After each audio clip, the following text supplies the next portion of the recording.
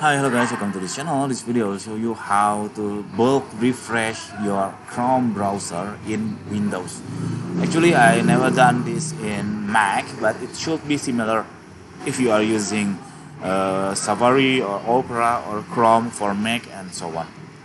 So here I have 1, 2, 3, 4, 5, 6, 7, 8 of tabs that I want to refresh it in bulk or just few step clicks. How to do that? You just press shift on your keyboard and then you click on the first tab and then press shift on your keyboard and then you click on the last tab you want to refresh.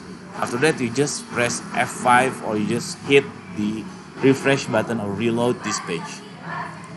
See, I'm refreshing all of those tabs. Just press shift and then click on the last tab and then press refresh. I'm refreshing all the tabs. Okay, that's it. This very simple tutorial. I hope it's helpful for you. If it's it, you can click thanks on down below. We will really appreciate that. Thank you. Bye bye.